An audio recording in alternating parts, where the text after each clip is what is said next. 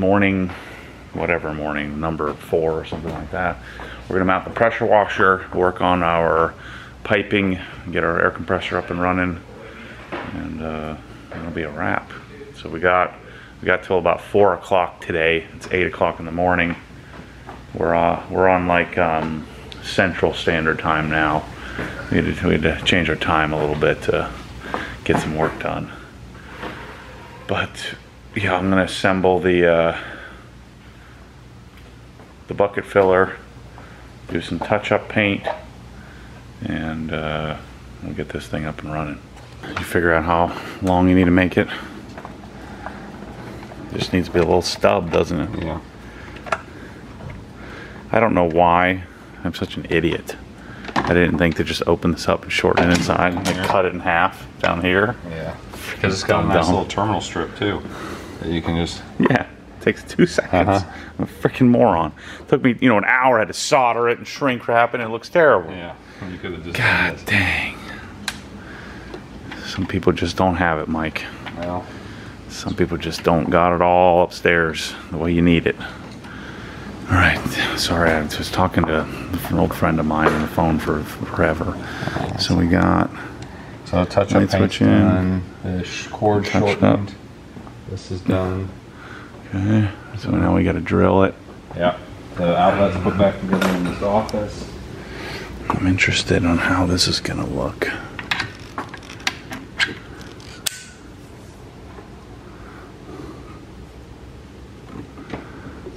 To tack that. That'll actually tack nicely behind the power cord.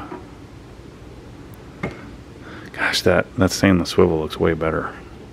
On the reel? Fits the theme, yeah. Yeah. It's yellow stuff.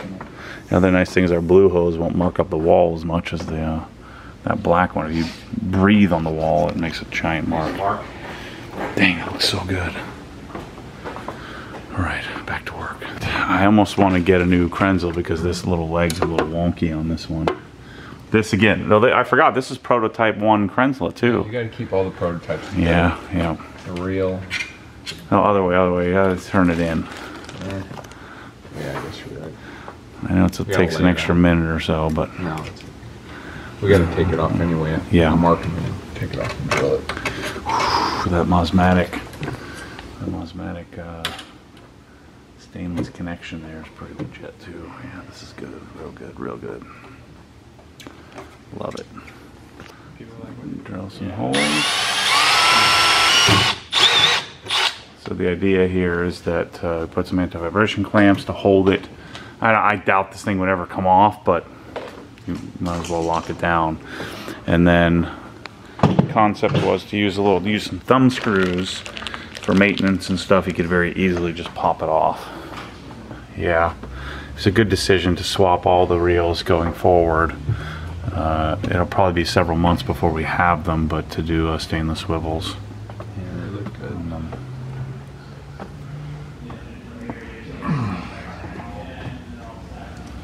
So we're going to tack this.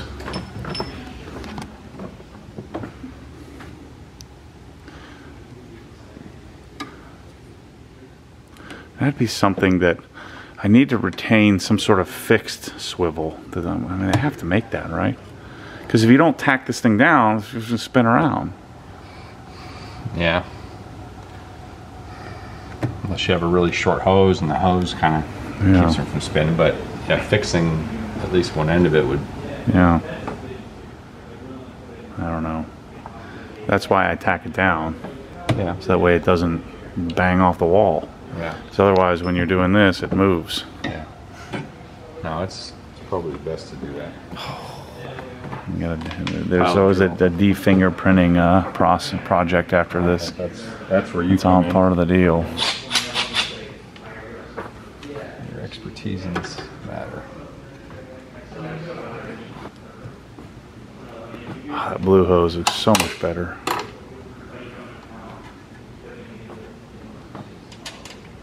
If you can put a blue cord and blue GFCI on there, you'd be...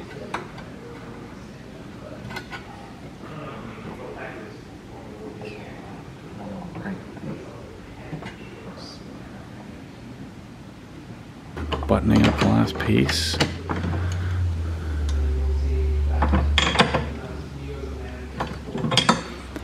And then I still prefer to have this brass then into stainless. You got to make the brass transition somewhere because the head, the inlet head of the pump is brass.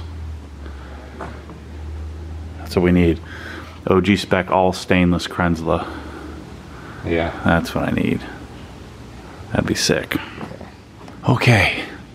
Sorry, I got sidetracked on answering emails and crap. So, Mike's taking our old setup and basically just putting it in the right spot. This would save us a little time doing it this way. A little bit. We got to make the ends a little bit longer because we're a little different layout side to side from the old one. Oh, to get outside of the... Yeah, if you get outside of the reels, I got to lengthen these 9 inches. This one's 9 inches. And then we're looking at our options here. So I'm going to order some 1/4 inch flex lines once I figure out what I need, and a stainless shelf, because we're going to take this dryer and mount it right below the plug, lop this thing off. Once we figure that, we'll figure out where to bring the line down the wall to get to our loop. And we're just making a square loop up here with one manifold here next to the lift so that we can kind of complete that. So, yeah, 2 drops down the wall, 4 connections to our hose reels, and that's a wrap. Well, this will be a T instead of a 90 because we're going to go with foam both ways, drop there and drop there. Ah, okay. So let's remind people how this stuff works. So there's an O-ring and a snap ring, right? O-ring, and then like I call it it's like a crusher or a sleeve that basically pushes on the O-ring, and when it does is it forces it to squeeze the pipe. Yeah, and you can see where it's it like bites into the pipe. It's a nice... So I guess you could call it a gland. You know, and then it's keyed right here. Yeah, so you need to make sure that seats So nice that and goes like tightly. that. If it doesn't, then those threads won't thread on as Right. And it won't neatly. squeeze. Right. So if you have any kind of bend, like, or flex in your pipe, or you don't have it bottomed out, then it won't. And you'll find that if you try to tighten it and it's fighting you, like if it doesn't screw 95% of the way on by hand, then you got something not seated properly. Yep. So that's a little extension so we can come outside the hose reels, because we're a little wider on this side than we were on the last side. I'm going to head this way, this set, and then And we'll then make a drop here. And we're going to go that way. A few feet And to then get go down the elbow wall. that way, elbow down, and drop for the Yeah. compressor. Because I think we decided to take the dryer, instead of, it's so front heavy trying to mount it to the shelf, instead we're going to make a little system here where we just take a 2x8, see, because you got these here. We'll make a little bracket, and then we can hang it right off the keyholes that are on the side. I think that'll look good. And maybe we'll change the centering of this. Yeah. To be truthful, I would get, rather than wood, it would be nice to have like a 1/8 stainless steel plate made and bolt it, have it, you know, rectangular to catch these two and these two, and then bolt it to that. Just trying to spend your money. Cheaper than wood. I don't got time for that, Huh? You don't have time for what? to do that. Stainless? What about if we take one of our current brackets that we have and just modify it? Which brackets are you that, talking that about? one, like the Cox hose reel? I wonder if those holes, those keyholes might darn be close. There's no way we're that lucky. Something tells me we're gonna be running out of time today. Old Maddie's gonna have to be climbing on this scaffolding, doing some jank work. I'm gonna be posting another Facebook post. Try to get all the high stuff done today, Maddie. I'll make sure to video when I start hackintoshing the dryer onto the side there and galling up some threads. this line, it'd almost be a darn shame though to bury it in the wall. Oh, I know, because it looks so nice. Yeah. That's why I was asking. But it looks nice in a place like this. If I had an all drywall facility. Yeah, you wouldn't want to see it.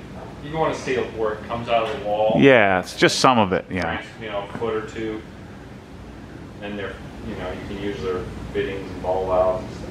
Yeah. So in a tiny little system like this, I mean, having valves is not absolutely necessary. But if you ever wanted to service a reel, or you had a bad reel, I didn't want to take it down right away, and I still wanted to use the system.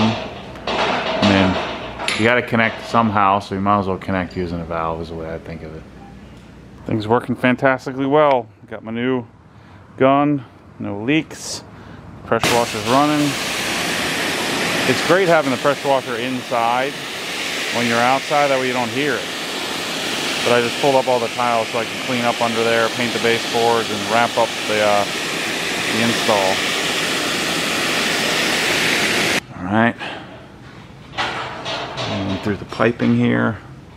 I'll tell you what, this piping's taking a whole lot less time than last time. And it's like 80% built. Looks good. Alright, so I'm working on, just cleaned off the tiles. They're out there drying. We ordered a giant chicken nugget platter, and I'm just wiping up the water. This was from the open line kind of seeping, and then our explosion of primer. Got to paint that, and we're good to go. This system's a wrap. We're almost there. We figured this out. Our drops, one there, one over here next to God dang it. Next to the doorway. I'm gonna put that one right there. Got the baseboard painted. Put the flooring back in. Painting under my desk here a little bit. Getting that fixed. Almost done. Alright, so we got our lift pipe in, if you will. So the idea here is we'll feed the lift right up through here. I have to lengthen the lift to get fed that way. And I'll have an extra manifold out here to work on the workbench if I need it. All right, that's a wrap for Mike.